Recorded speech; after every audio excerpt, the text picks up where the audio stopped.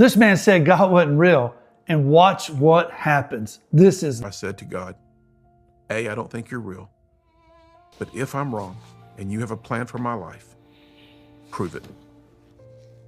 Don't ever ask God, the creator of the universe, to prove to you that he's real unless you are ready for an encounter of the first kind. 2 weeks come and go. I didn't even remember praying that prayer. There was zero faith attached to my prayer. And I was in my office. I'd been at lunch. I walked in, said hello to Sharon, our receptionist, went through a set of doors, walked down a hall, turned right, walked into my office, shut my door. And as I was dialing a phone, checking on a shopping center we were building in Beckley, West Virginia, off behind me to my left, I heard two words. And when I heard them, instantaneously, I was transported back 14 years to when I was 7 years old, when I had asked Jesus to be Lord of my life. I audibly heard the voice of God, and the two words he spoke to me were, call Mom. I didn't hesitate. I had a second line. I dialed 344-7443. The phone rang 6 times, 7 times. On the 8th ring, my mother answered the telephone, and when she said hello, instantly I knew something was terribly wrong. For in that instant in time, when I hear God say to me, call Mom, and I did so, my mother was, watch this, attempting suicide.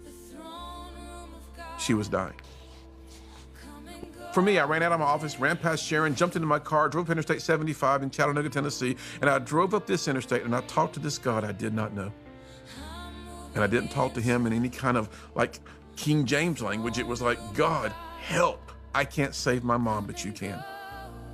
For the first time since I'd been 15 years old, I was being honest. Do you really get the truth that your choices do create your circumstances? I beat on the door that day. My mom was barely alive as she came down some stairs. She fell into my arms. I picked her up. I carried her to her car. I drove her to Park Ridge Hospital in Chattanooga, Tennessee. And as we drove, she looked over at me. She says, Dean, I can't be dying. And I said, Mom, hang on. You're not going to die, but you're going to have to choose to live. The most important word in that sentence is not live, my friend. It is choose, because you and I are given the choice every day to make the choices that create our circumstances. I get her to a hospital that day. A doctor threw me against the wall. They rushed her to the emergency room. My dad is there now. Family and friends are there. 45 minutes later, this doctor walks across the ER to my father. I get a little closer to my dad, thinking we're going to hear the time of death pronounced.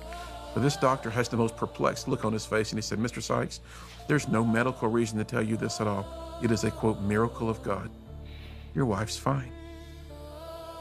You can go see her. I heard that doctor say miracle of God. I looked straight up to heaven. I was like, you've got to be kidding me. You're real? I took a walk that day. I could take you to the spot in Park Ridge Hospital where I leaned against the wall and I had an encounter with Jesus.